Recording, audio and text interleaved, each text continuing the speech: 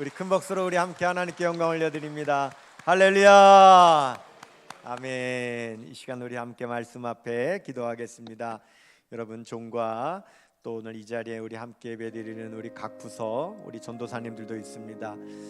우리 주의 종들 오늘도 주님 말씀 잘 증거하며 사명 감당하게 해달라고 기도해 주시면 우리 또 여러분을 위해서 또 종도 기도하겠습니다. 손을 벌려 함께 기도합니다. 사랑의 주님, 이 시간 기도 가운데 우리의 심령을 기경하시옵소서. 종의 입술을 풀어 주옵소서. 성령으로 우리 모두 충만하게 하시고 악한 마귀 일절 틈 못하게 하시고 이 시간에 공기와 분위기마저 성령님 주장하셔서 은혜로 인도하여 주옵소서. 하나님 말씀 받기를 사모합니다. 살아계신 하나님의 말씀이 심겨지고 말씀으로 열매 맺고 말씀으로 승리하는 우리 모두 되게 하여 주옵소서. 감사합니다. 예수님의 이름으로 기도드리옵나이다. 아멘. 할렐루야. 할렐루야.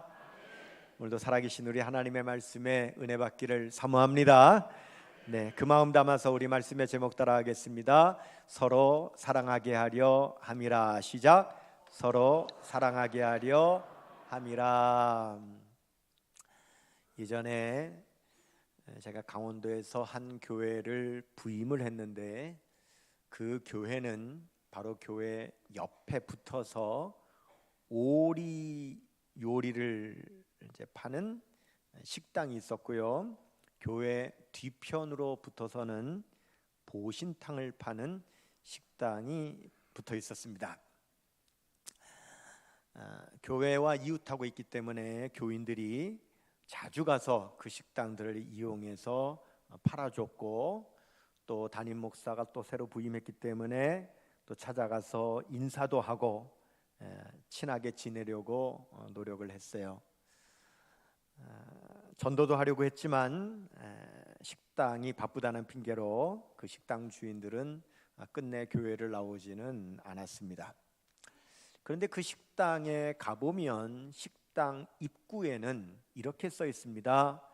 주차는 교회 마당에 하시면 됩니다. 이렇게 써 있어요.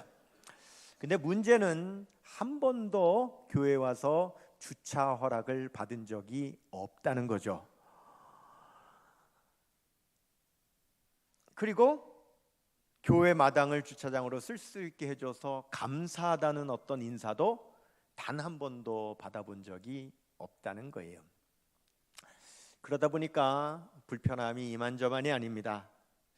아침마다 교회 마당에는 식당에 손님들이 먹고 간 커피 마셨던 종이컵이 늘 널브러져 있고 또 담배꽁초가 늘 흩어져 있습니다. 때로는 수요예배나 금요기도회 같은 때는 식당 손님들이 차를 대놓느라고 교인들이 와서 찾을 때가 없기도 하고 그리고 예배를 드리고 있으면 식당 손님들이 차 빼라고 예배 중간에 올라와서 항의를 하기도 하고 참으로 불편함이 이만저만이 아닙니다. 그렇다고 식당 주인들은 단 한 번도 그 교회 마당에 있는 종이컵과 담배꽁초를 줍는 적도 없습니다. 이걸 어떻게 하면 좋을까 고민 끝에 그래도 이곳이 교회 마당이라는 것을 그래도 알게 하기 위해서 교회와 그 식당 사이 경계에다가 사철나무를 심었습니다. 그런데 이상하게 사철나무가 노랗게 죽어가는 거예요. 다시 심었는데도 또 죽어가는 거예요. 이상해서 CCTV를 돌려봤더니 식당 주인이 사철나무에 제초제를 뿌려서 나무를 죽이는 것이 그대로 드러난 거죠. 찾아가서 왜 그랬느냐라고 했더니 손님들이 차를 대고 바로 오지 못하고 돌아 들어와야 되는 것이 불편해서 사철나무를 죽였다는 거예요. 미안하다는 기색도 없고 도리어 왜 나무를 심느냐고 도리어 따지는 거죠. 이 일을 어떻게 해야 좋을까? 하나님께 참으로 많이 기도했습니다. 하나님, 저는 이런 상황을 도대체 어떻게 해야 할까요? 그렇게 7년을 참았습니다. 그리고 7년 후 결국 교회 주차장 입구에 주차 차단기를 설치했습니다. 그러나 말이 주차 차단기지 어느 차든 그 앞에 오면 자동으로 열리고 나가면 자동으로 열려서 그냥 주차 차단기만 대놓은 겁니다. 그런데도 너무 효과가 좋아서 그로 인하여 모든 문제는 다 해결됐죠. 교회 주차장은 늘 깨끗했고 또 교인들은 편안하게 주차할 수 있게 되었습니다. 그런데 그 식당 주인들은 이렇게 말할 겁니다. 교회가 내 이웃을 내 몸같이 사랑하라고 하면서 이웃을 위해서 사랑하는 것이 무엇이냐, 이렇게 말할 것이라는 거죠. 우리 한국교회는 지난 2주 전에도 똑같은 말을 들었습니다. 10월 27일 저는요 경복궁에서부터 서울역까지를 다 걸었습니다.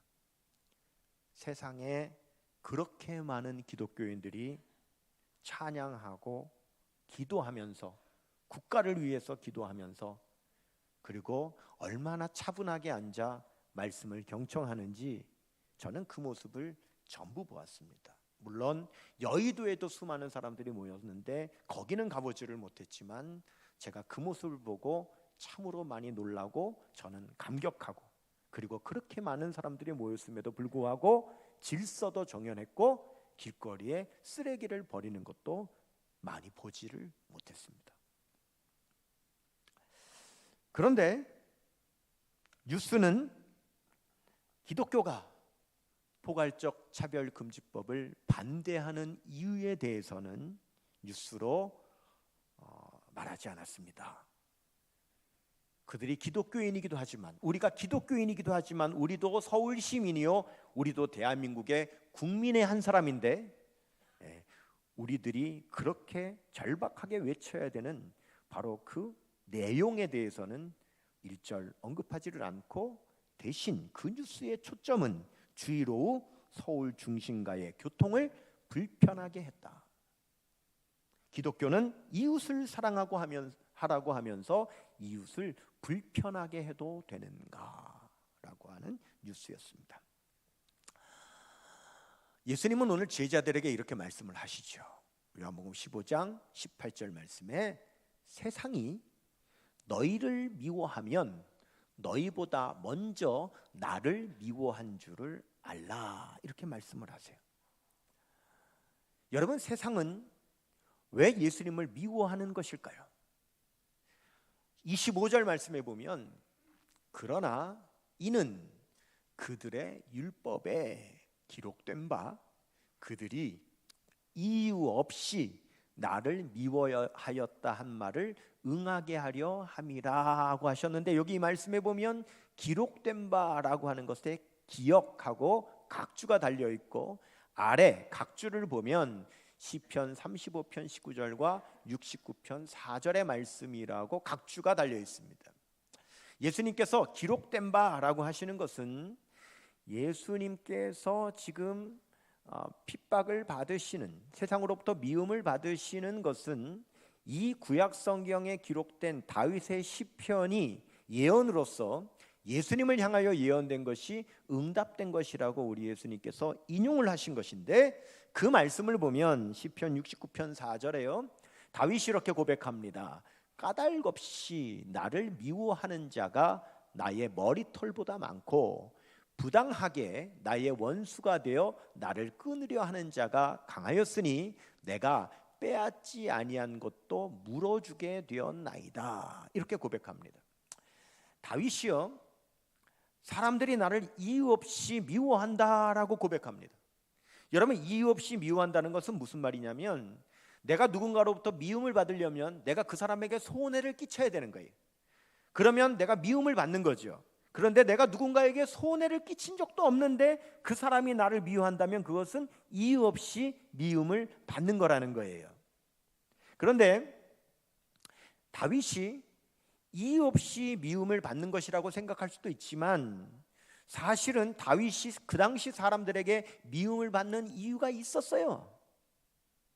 그 이유는 그 당시 사람들이 다윗이 앞으로 왕이 될 사람이라는 것을 알고 있었기 때문에 그래요. 만일 다윗이 왕이 되면 이제 권력을 가지고 자기 마음대로 하던 사람들이 앞으로는 자기 마음대로 할 수 없다는 것을 알기 때문에 다윗을 미워하는 거예요. 예수님께서 그 말씀하시는 겁니다. 세상도 마찬가지예요. 여러분, 예수님께서 다스리시는 세상이 되면 세상은 자기 마음대로 할 수가 없어요. 그렇기 때문에 예수님을 미워하는 거예요. 19절 말씀 보면 너희가 세상에 속하였으면 세상이 자기의 것을 사랑할 것이나 너희는 세상에 속한 자가 아니요 도리어 내가 너희를 세상에서 택하였기 때문에 세상이 너희를 미워하느니라. 이렇게 말씀을 하세요. 여러분 보세요. 세상에 속했으면 세상이 원하는 대로 하며 살기 때문에 세상이 그 사람을 사랑하는 거예요. 하지만 예수님께 속하면 예수님께서 원하시는 삶을 살게 되고 그것은 세상이 원하는 바가 아니기 때문에 예수님에게 속한 사람을 세상은 미워한다라고 말씀하시는 거죠. 여러분, 좀 더 구체적으로 살펴보면 디모데후서 2장 25절에서 26절 보십시오. 여기 거역하는 자를 그랬습니다. 이것은 예수님을 믿지 않는 세상의 사람을 말하는 거죠. 이 사람을 온유함으로 훈계할지니 혹 그가 하나님이 그들에게 회개함을 주사 진리를 알게 하실까 하며 그들로 깨어 마귀의 올무에서 벗어나 하나님께 사로잡힌 자가 되어 그 뜻을 따르게 하실까 함이라. 이렇게 말씀하세요. 여러분 보십시오. 세상에 속하여 세상이 원하는 삶을 살아가던 사람이 하나님의 말씀을 들으면 그가 하나님을 알게 되고 그가 그동안의 자기의 삶을 회개하게 되고 그 다음에 그 사람의 영이 깨어서 내가 마귀의 올무에 사로잡혀 있다는 것을 알고 그 마귀의 올무에서 벗어나서 하나님에게 사로잡히게 되면 하나님의 뜻을 따라 사는 사람이 된다라고 말씀하시는 거예요.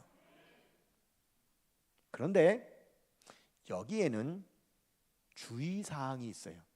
꼭 알아야 될 주의사항이 있어요. 바로 그 다음 말씀인데 디모데후서 3장 12절이에요. 같이 읽겠습니다. 시작. 무릇 그리스도 예수 안에서 경건하게 살고자 하는 자는 박해를 받으리라. 이것이 여러분 기독교의 주의사항이에요. 즉 누군가 우리 교회에 나와서 내가 세상적으로 살았는데 세상이 원하는 삶을 살았는데 이제는 하나님의 말씀을 듣고 진리를 알고 마귀의 올무에서 벗어나서 하나님에게 속하여 하나님의 뜻대로 살기를 원합니다 라고 만일 우리 교회를 나왔다면 우리는 그 사람에게요 주의사항까지도 반드시 알려줘야 돼요. 그 주의사항이 뭐냐? 당신이 예수님 안에서 경건하게 살고자 하면 세상으로부터 미움받게 되고 세상으로부터 박해를 받게 될 것입니다 라고 하는 주의사항을 알려줘야 돼요. 그런데 이 주의사항을 알려주기가 부담스러워요. 교회 처음 나온 사람에게 주의사항까지 알려주기가 부담스러운 거예요. 당신 앞으로 교회 나오면 세상에서 미움받을 수 있습니다. 당신 예수님 믿으면 세상에서 박해받을 수 있습니다 라고 하는 주의사항을 알려주기가 부담스러운 거예요. 왜요? 여러분 보십시오. 사람들은 박해를 받아가면서까지 예수님을 믿고 싶지는 않은 거예요.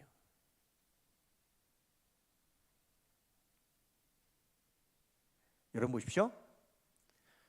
세상에서 미움받지 않고 세상에서 박해받지 않으면서도 교회를 다니고 신앙생활을 하고 싶은 성도의 기독교를 뭐라고 하느냐? 이것을 말하는 일컫는 용어가 있습니다. Armchair Christianity, 안락 의자용 기독교라고 합니다.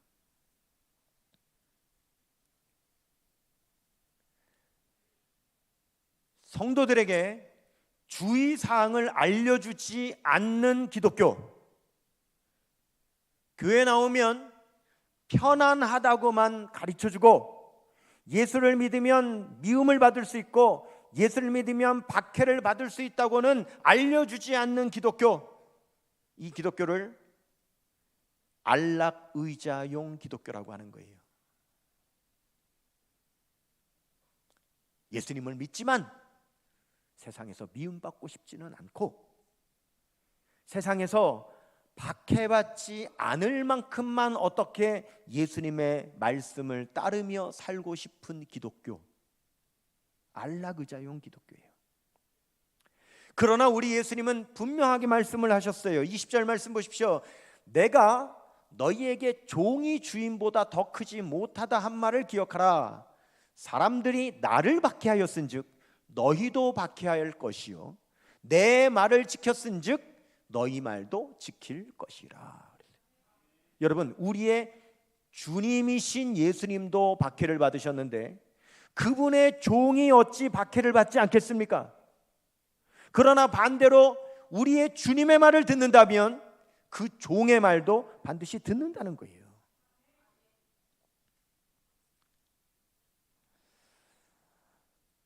제가 지난번 전남 신안군에 있는 섬에 부흥회를 다녀왔잖아요. 제가 목회가 바쁘니까 올해 분기마다 한 번 정도 그래서 올해 한 4번만 이제 부흥회를 나가자 이렇게 생각을 하고 4번 부흥회를 잡았는데 이제 3번 했고, 이제 제가 이제 오늘 저 대전에 있는 서대전 성결교회 이제 올해 마지막으로 부흥회를 가는데, 이 교회는 저의 그 1년 후배가 최근에 담임 목사로 부임을 했어요.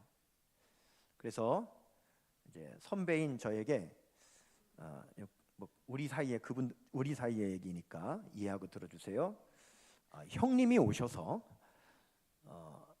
부흥회로 교회를 잘 다져주시면 자기가 좀 목회를 할 수 있겠다 싶어서 부흥회를 와달라고 해요. 그래서 안 갈 수가 없는데 이 목사님이 오늘 오라는 거예요.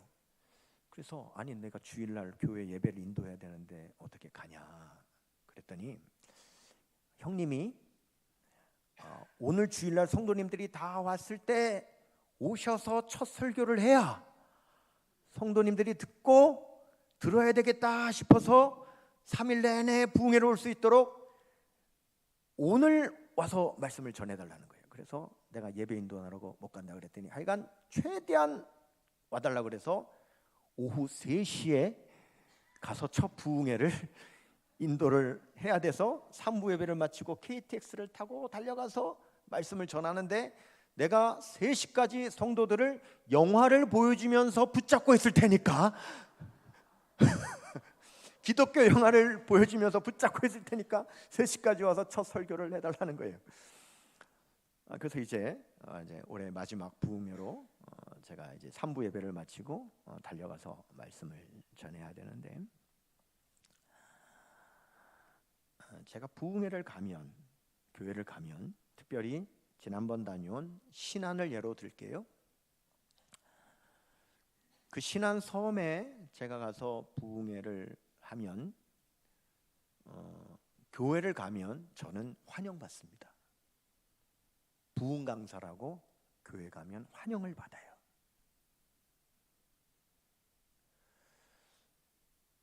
그런데 그 신안은요 참 독특한 곳인데 1004개의 섬이 있다고 하는데,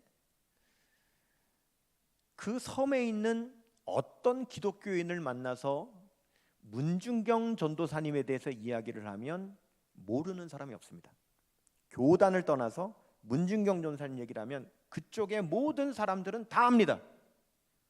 문중경 전도사님은 우리 성결교단의 여자 전도사님인데 1933년부터 17년 동안 신안에 있는 섬만을 다니면서 전도하면서 교회를 세웠어요. 그러다가 1950년 10월 5일 날 인민군에게 붙잡혀가지고 인민재판을 받는데, 전도사님의 죄목이 뭐냐면 반역의 씨암 타기 죄목이에요. 그분은 그 섬에서 만나는 사람마다 예수님을 믿는 사람이 되니까 씨암 타기 알을 낳듯이 자꾸 이 여자가 예수님을 믿는 사람을 만드는데, 공산당에게 기독교는 반역이거든요. 그래서 그에게 부여된 죄목이 반역의 씨암탉이에요. 그런 죄목으로 그 자리에서 죽창으로 찔러 죽였어요. 그 문중경 전사님이 그 섬에서 뿌린 복음의 씨앗으로 지금도 우리 대한민국에서 가장 복음화율이 높은 지역이 신안섬입니다. 신안군이 우리나라에서 가장 많은 예수 믿는 사람들이 있는 기독교 복음화율이 높은 곳이 됐어요. 그런데 그분의 핍박과 그분의 순교로 저는 그 문희경 전사님의 같은 교단에, 같은 신학교에 제가 후배 목사인데, 그 지역의 교회를 가면 저는 환영받아요. 부흥 강사라고 대접받아요. 그런데 만일 내가 같은 그 섬에 가는데 교회로 가는 것이 아니라 그 지역 주민들에게 찾아가서 내가 전도를 한다면 내가 교회로 가는 것만큼 그렇게 환영받을까? 내가 교회로 가는 것만큼 그렇게 대접받을까? 그렇지 않습니다.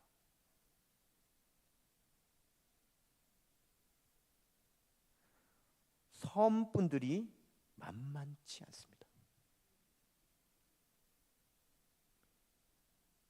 바다와 싸워서 어업을 하고 염전에서 소금을 채취하는 지역 주민들이 만만한 분들이 아니에요. 내가 그 세상으로 들어가서 복음을 전하면 저는 문전박대 당할 수 있어요. 문중경 전사님처럼 순교는 당하지 않더라도 내가 교회에 들어가서 환영받는 것처럼 절대 그렇게 대접받지 못할 거예요. 그러니까 저도 만약에 그곳에 간다면 어딜 가고 싶으냐? 교회로 가고 싶은 거예요. 대접받고 환영받는 교회로 가고 싶지, 거기 세상으로 별로 가고 싶지 않은 거예요. 그러니까 제가 제 자신을 발견하는 거예요. 아, 내 마음 안에도 암체어 크리스찬이 있구나. 나도 안락 의자용 기독교인이 되고 싶은 마음이 내 안에 있구나. 점점 더 교회로만 가서 환영받고 대접받고 싶지, 그 세상으로 들어가서 별로 문전박대 당하고 핍박받고 싶지 않은 거예요.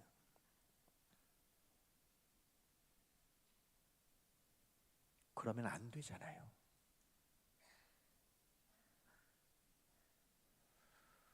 그래서 전화했어요. 그 섬에 있는 제 후배 목사에게 전화했어요. 내가 지난번에는 부흥회로 교회를 갔지만 다음에는 내가 휴가를 내면 전도자로 그 섬의 주민들에게 전도하러 가겠다. 나와 같이 전도하자. 그랬더니 그 후배가 형님이 150만 원짜리 뻥튀기 기계를 사주기로 했는데 자기가 알아보니까 150만 원짜리보다 훨씬 싼 뻥튀기 기계도 있습니다. 그러면서 어차피 같은 값이면 싼 뻥튀기 기계를 사주시고 남은 돈으로 붕어빵 기계를 사주십시오. 뻥튀기만 먹이면 실증 나니까 붕어빵도 함께 가지고 다니며 전도할 수 있도록 같은 값이면 하나만 사지 말고 2개를 사서 보내주십시오. 그래. 좋다. 그러면 뻥튀기도 튀기고 붕어빵도 구워서 우리 같이 이번에는 내가 교회로 들어가는 것이 아니라 그 마을 주민들에게 들어가서 내가 미움을 받더라도, 내가 문전박대를 당하더라도, 그래도 내가 그 지역 주민들에게 같이 전도하자. 같이 가실 분 환영합니다. 같이 가십시다.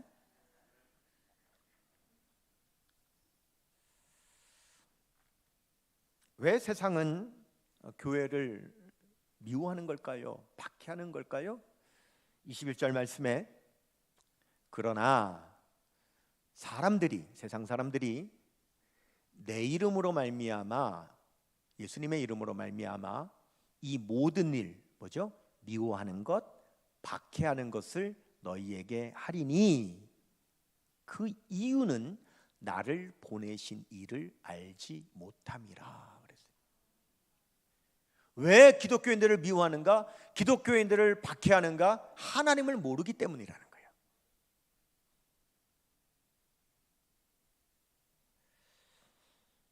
그래서 마지막에 예수님께서 다시 세상에 오셔서 세상을 심판하실 때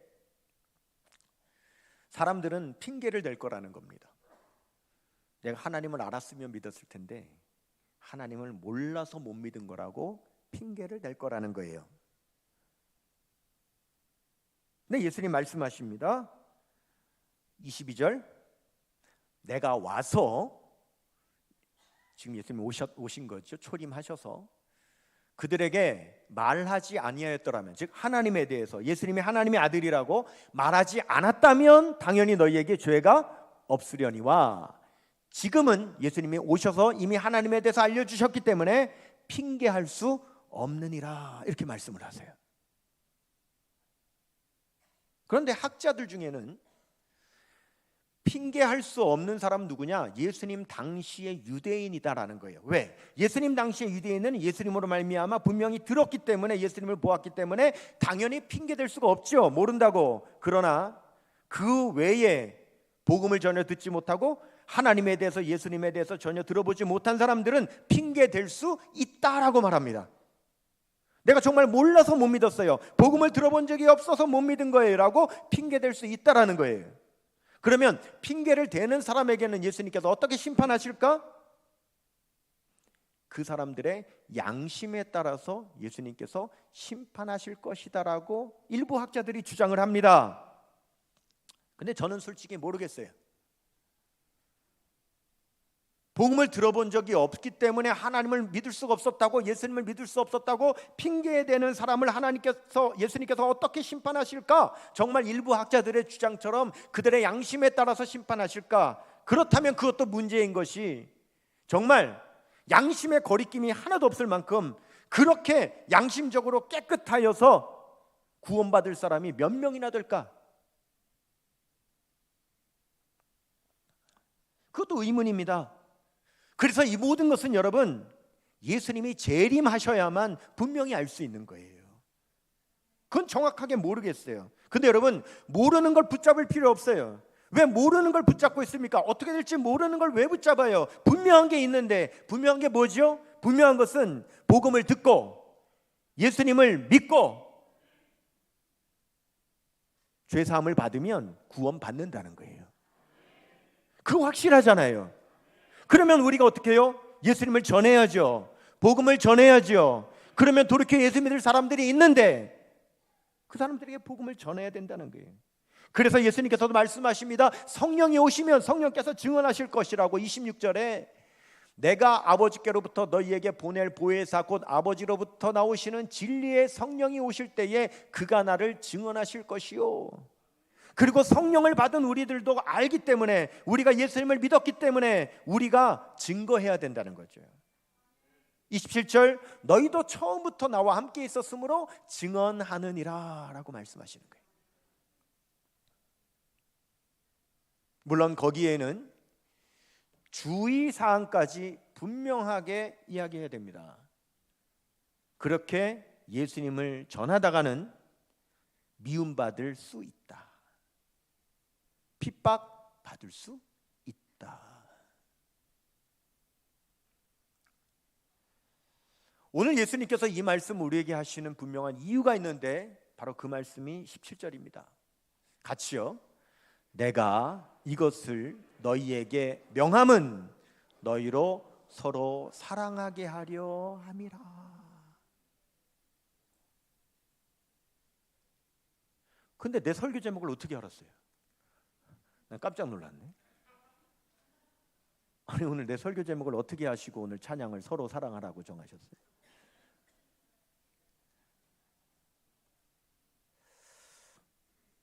예수님께서 지금까지 하신 말씀은 너희가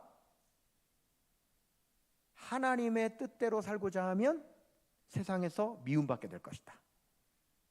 너희가 세상에 예수님의 복음을 전하는 사명을 감당하면 세상으로부터 박해받게 될 것이다. 이 말씀을 하시면서 그렇기 때문에 너희는 서로 사랑하라고 말씀하시는 거예요. 여러분 보세요. 세상에서도 미움받는 것이 기독교인이에요. 세상에서 박해받는 것이 올바른 기독교인이에요. 그런데 우리끼리도 서로 미워할 겁니까? 우리끼리도 서로 핍박할 겁니까? 그건 아니라는 거죠. 그건 아니잖아요. 제 아들 얘기를 해서 죄송한데 제 아들이 소대장으로 근무를 할 때 이제 장교 훈련을 마치고 이제 같이 모여서 훈련받은 이제 장교들이 소대장으로 발령을 받는단 말이에요. 그럼 전국 부대로 가죠. 그럴 때 다 긴장합니다. 어느 부대로 갈까? 그러면 다 뭘 원하냐면 좀 후방에 좀 편안한 부대로 가고 싶어 해요. 전방에 강원도 산악에 막 특수부대 이런 데는 힘드니까 별로 가고 싶어 하지를 않아요. 그래서 어디로 발령받을까가 늘 초유의 관심이에요. 근데 저희 아들이 장교 훈련을 받고 처음 소대장으로 딱 발령이 났는데 특수부대로 발령이 난 거예요. 강원도 인제에 특수부대를 발령을 받았어요. 그 부대는 실전 같은 전투 훈련을 하는 부대이기 때문에 얼마나 어려운지 전 군을 다니면서 내가 소대장을 그 부대 출신이라고 하면 어떤 군인들도 다 고생했다라고 인정해주는 그런 부대예요. 얼마나 훈련이 어려운지 방송에서 다큐멘터리도 많이 제작을 해서 TV에 방영을 했기 때문에 저는 제 아들이 그 부대에서 소대장을 할 때 집에서 그 다큐멘터리를 저희 부부가 보면서 얼마나 마음이 아팠는지 몰라요. 영하 25도 30도 되는 그 한겨울에 강원도 인제 산속에서 땅굴을 파고 불 하나 피우지 않은 채 그 속에 들어가서 매복을 하면서 그 산을 뛰어다니면서 전투를 하는 부대에 소대장을 했기 때문에 너무너무 고생을 한 거예요.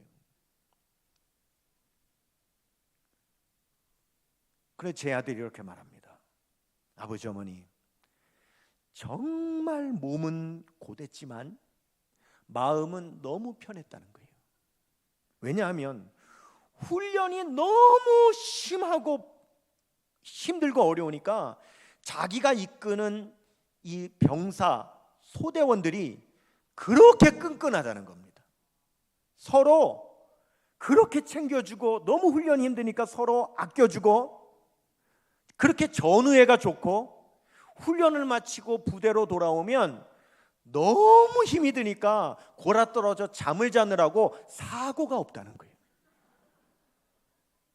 그런데 소대장 처음에 임지를 받을 때 자기가 원하는 대로 후방에 비전투 편안한 부대로 간 동기 소대장들은 훈련이 없고 편안하니까 데리고 있는 소대원들이 자기들끼리 싸우고 자기들끼리 핍박하고 나가면 사고치고 너무너무 힘들고 고생한다는 거예요.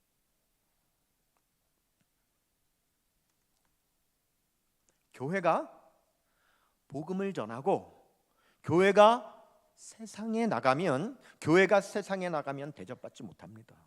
저도 세상에 나가면 목사라고 부흥 강사라고 대접받지 못합니다. 그렇지만 교회가 세상에 나가서 복음을 전하고 이 마지막 때에 이 세상의 타락을 막기 위해서 우리가 거룩한 방파제가 되어 그 파도를 우리 몸으로 막아내려고 하면 우리는 핍박을 받는 거예요. 상처를 입는 거예요. 그런데 세상에 나가서 상처를 입고 복음을 전하다가 세상에서 핍박을 받고 상처를 입고 교회로 오면 우리는 서로 감싸주는 거예요. 서로 위로해주고 서로 사랑해주는 거예요.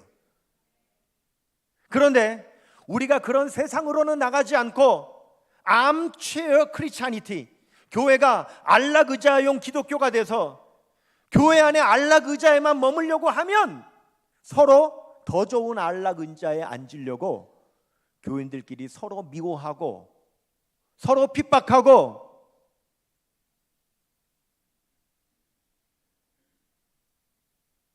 서로 싸우는 교회가 되는 거예요.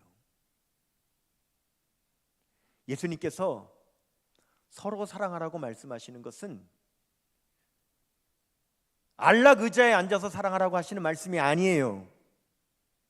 너희가 세상으로 나가면 여러분 우리는 서로 사랑하게 돼 있어요. 복음을 가지고 세상에 나가면 거룩한 방파제가 되기 위하여 세상에 나가면 우리는 분명히 세상으로부터 미움받고 세상으로부터 박해를 받기 때문에 우리는 서로 사랑하지 않을 수가 없어요. 저절로 사랑하게 돼 있어요. 안락 의자에 앉아가지고 서로 사랑하라? 안 되는 거예요. 예수님은 그런 말씀을 하시는 것이 아닙니다. 예수님 말씀하십니다. 내가 이것을 너희에게 명함은 너희로 서로 사랑하게 하려 함이라. 우리는 사명이라는 노래를 잘 알고 있습니다. 주님이 홀로 가신 그 길 나도 따라가오. 모든 물과 피를 흘리신 그 길을 나도 가오. 험한 산도 나는 괜찮소. 바다 끝이라도 나는 괜찮소. 죽어가는 저들을 위해 나를 버리길 바라오. 아버지 나를 보내주오. 나는 달려가겠소. 목숨도 아끼지 않겠소. 나를 보내주오. 세상이 나를 미워해도 나는 사랑하겠소. 세상을 구원한 십자가 나도 따라가오. 생명을 버리면서까지 나를 사랑한 당신, 이 작은 나를 받아주오. 나도 사랑하오.